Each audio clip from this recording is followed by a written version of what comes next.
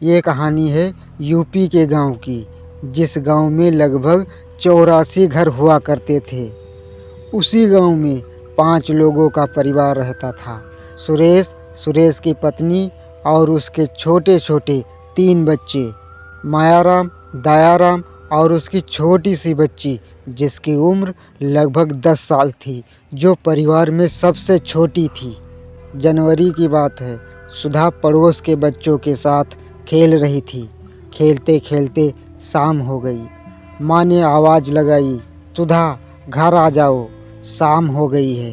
सुधा घर आई, थोड़ी देर आंगन में खेला, फिर माँ से कहा, माँ मुझे भूख लग रही है। सुधा ने खाना खाया, फिर माँ से कहा, माँ मुझे नींद लग रही है, मैं सोने जा रही हूँ।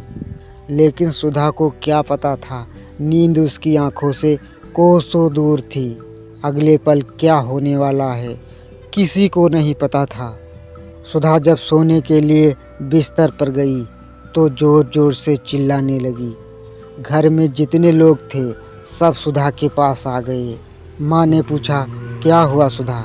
सुधा रोते हुए कहा, वहाँ कोई खड़ा है। माँ ने कहा, कहाँ? यहाँ तो कोई नहीं है। सुधा ने कहा, वहीं पर खड़ा है, कोई है जो हंस रहा है। माँ ने कहा, तो बताओ कैसा दिखता है? सुधा ने कहा, सफ़ेद कपड़े पहने हैं, बड़े बड़े लंबे बाल हैं, लंबे लंबे नाखून हैं और डरावना चेहरा है, जो हमारी तरफ देख रहा है और हंस रहा है। फिर सुधा रोती रही और घर के लोग समझाते रहे, डरो मत, मैं हूँ ना, ये तुम्हारा वहम है, यहाँ कोई नहीं है। धीरे धीरे रात के 11 बज गए। 11 बजते ही सुधा रोना बंद कर दिया और बोली, अब वो चला गया है। घर वालों ने इस घटना को हल्के में लिया। यही उनकी सबसे बड़ी गलती थी। अगले दिन फिर जब सुधा सोने गई, फिर ज़ोर ज़ोर से चिल्लाने लगी। फिर वही लंबे बाल, लंबे लंबे नाखून और डरावना चेहरा उसके सामने था। तब घर वालों के होश उड़ गए। तुरंत सुधा के पिता सुरेश पड़ोस के गांव से एक तांत्रिक को बुला लाया। तांत्रिक घर पर अपने तरीके से पूजा किया और बताया, इस बच्ची को एक भूत, जिसे लोग खबीस कहते हैं, वो डराता है और परेशान करता है। फिर धीरे धीरे रात के 11 बज गए। 11 बजते ही सुधा ने रोना बंद कर दिया और फिर से बोली, वो चला गया है। सुधा के पिता ने गांव के पड़ोस जितने भी तांत्रिक थे, जितने भी ओझा थे, सभी को एक एक करके घर पर लाया, लेकिन कोई फ़ायदा नहीं हुआ। सुधा को हर दिन वही चेहरा दिखाई देता था। पड़ोस के लोग उनके घर आने में डर रहे थे, कोई कहीं हमें भूत ना लग जाए। सब अलग अलग सोच रहे थे, कोई कुछ कहता था तो कोई कुछ कहता था। धीरे धीरे 2 महीने बीत गए। सुधा को अभी तक किसी ओझा, किसी तांत्रिक से फ़ायदा नहीं हुआ।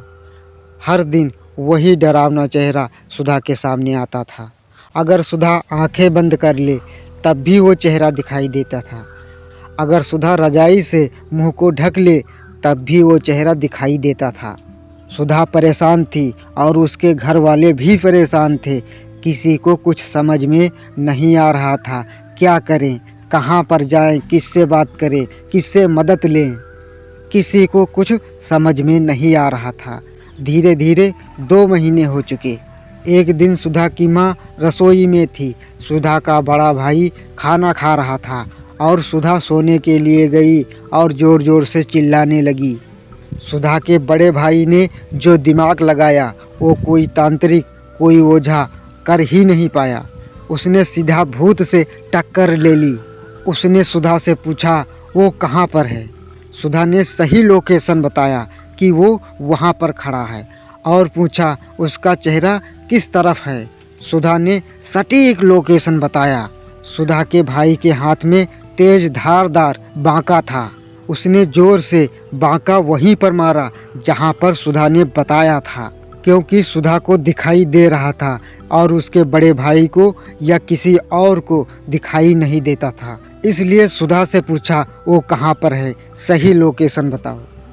सुधा जोर से चिल्लाई और बोली, भैया और एक मारो, लगता है उसका पैर कट गया है और खून भी निकल रहा है, जल्दी मारो, वो भाग रहा है। सुधा के बड़े भाई ने वहीं पर दोबारा फिर से वाका मारा। सुधा रोते हुए बोली, भैया वो भाग गया, वो जा रहा है, दिखाई आपको नहीं दे रहा, मैं देख रही हूँ, वो भागता हुआ जा रहा है। उस दिन के बाद से सुधा हमेशा के लिए आज़ाद हो गई। उस दिन के बाद से सुधा की आंखों के सामने वो डरावना चेहरा कभी नहीं आया। सुधा बहुत खुश हुई, घर वाले भी बहुत खुश हुए। जो काम तांत्रिक ओझा आज तक नहीं कर पाए, वो सुधा के भाई ने करके दिखाया। रात के ठीक 12 बजे थे। चांद बादलों में छिपा था और ठंडी हवा पेड़ों के बीच से ऐसे गुजर रही थी जैसे कोई कराह रहा हो। गांव से थोड़ी दूर पर पुरानी हवेली के दरवाजे पर झूलता टूटा हुआ लालटेन जो हवा में धीरे धीरे डोल रहा था। लोग कहते थे कि उस हवेली के अंदर कोई नहीं रहता, पर रोशनी कभी कभी अपने आप जल उठती है। ये कहानी है रघुवीर के नाना नानी के वहाँ की। रघुवीर जब भी अपने नाना नानी के वहाँ जाता था तो लोगों से उस हवेली के डरावने किस्से सुना करता था। रघुवीर जब भी उस हवेली की तरफ जाता था तो दूर से ही उस हवेली को घूरता रहता था। सोचता था कि ये कहानियाँ सत्य हैं या फिर झूठ। उसके मन में तरह तरह के प्रश्न उठ रहे थे। उसने एक दिन सोचा कि हम इस हवेली के अंदर जाएंगे और हकीकत क्या है इसका पता जरूर लगाएंगे। इस हवेली की हकीकत क्या है ये हमें जानना चाहिए। इस हवेली में लोग कहते हैं रोशनी अपने आप जल उठती है। क्या ये सच है या फिर लोगों का वहम या फिर कोई भूत प्रेत का साया? रघुवीर उस हवेली के अंदर जाने की तैयारी करने लगा। उसने एक माचिस, एक टॉर्च और एक छोटा सा चाकू लिया। रात के लगभग 11 बजे थे। वो हवेली के सामने जाकर खड़ा हो गया। जैसे ही हवेली के गेट को धक्का दिया वो आराम से खुल गया, जैसे कोई पहले से ही उसे खोल रखा हो। रघुवीर धीरे धीरे अंदर गया। अंदर बहुत अंधेरा था। जमीन पर सूखे पत्ते बिखरे थे। हवा में सीलन और एक अजीब सी गंध आ रही थी। वो धीरे धीरे आगे बढ़ा। टॉर्च की रोशनी टूटी हुई दीवारों और जालों से भरी छतों पर घूम रही थी। अचानक उसके पैरों के नीचे कुछ आया। उसने नीचे देखा तो एक पुरानी हड्डी थी। उसका दिल जोर जोर से धड़कने लगा, पर वो रुका नहीं।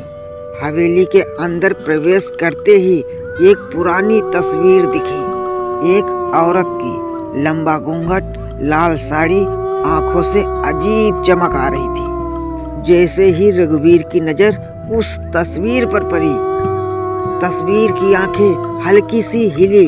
रघुवीर ठिठक गया। उसने टॉर्च को फिर से तस्वीर पर डाला, पर अब सब सामान्य था। रघुवीर और आगे बढ़ा। हवेली के बीचों बीच एक लकड़ी की सीढ़ी जो ऊपर के कमरों की तरफ जा रही थी। रघुवीर उस सीढ़ी की मदद से छत के ऊपर पहुंचा।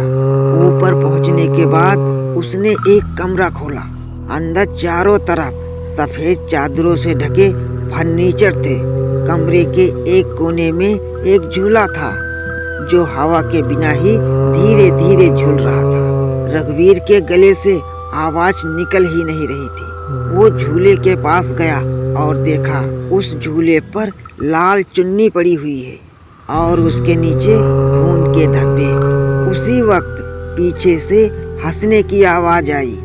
रघुवीर ने पलट कर देखा, पर वहाँ कोई नहीं था। टॉर्च की रोशनी दीवारों पर नाच रही थी, पर आवाज और पास आ रही थी। वो पीछे हटने लगा। तभी हवा का झोंका आया और कमरे का दरवाजा बंद हो गया। रघुवीर ने घबराकर दरवाजा खींचा, पर वो बंद था। झूला अब तेजी से हिल रहा था। झूला अब तेजी से हिल रहा था, मानो उस पर कोई बैठा हो। अचानक उसकी टॉर्च बंद हो गई। अंधेरे में रघुवीर की सांसें तेज हो गई। उसने जेब से माचिस निकाले और एक तिल्ली जलाई। लाल साड़ी, बिखरे बाल, सफेद चेहरा, वो धीरे धीरे रघुवीर की ओर बढ़ रही थी। रघुवीर पीछे हटते हुए बोला, कौन हो तुम? औरत ने अपने सिर को थोड़ा झुकाया, फिर फटी आवाज में बोली, जिसने सबको भुला दिया, मैं वही हवेली की मालकन हूँ। उसकी आवाज में दर्द और गुस्सा दोनों था। उन्होंने मुझे धोखा दिया, मेरे अपनों ने मुझे जिंदा दीवार में चुनवा दिया। रघुवीर कांपते हुए बोला, मैं तो बस यही देखने आया था कि यह हवेली सच में भूतिया है या फिर नहीं। वो धीरे से मुस्कुराई और बोली, अब देख लिया ना, अब लौट नहीं पाओगे। रघुवीर ने भागने की कोशिश की। उसने दरवाजा को धक्का दिया। अब वो दरवाजा आसानी से खुल गया। रघुवीर जल्दी जल्दी मुख्य दरवाजे की ओर गया। उसने पीछे मुड़कर देखा, वो औरत खड़ी थी। अचानक उसे महसूस हुआ कोई चीज उसके पैरों को खींच रही है और उसकी आवाज सन्नाटे में खो चुकी थी। रघुवीर बेहोश था, लेकिन रघुवीर जब हवेली के अंदर आ रहा था तो अपने जूते हवेली के बाहर ही निकाल दिया था। उसने थोड़ा दिमाग लगाया, अगर हवेली में हमें कुछ हो जाता है तो हमारे जूते गेट के बाहर हैं। लोग इसे देखकर अंदाजा लगा लेंगे कि रघुवीर अंदर ही है। और ऐसा ही हुआ। रघुवीर के नाना और गांव के लोग, सब लोग ढूंढते हुए जब उस हवेली के पास आए तो गेट पर रघुवीर के जूते मिले और सब लोगों ने अंदाजा लगा लिया कि रघुवीर अंदर ही होगा। सारे गांव के लोग हवेली के अंदर गए और रघुवीर की जान बचा ली।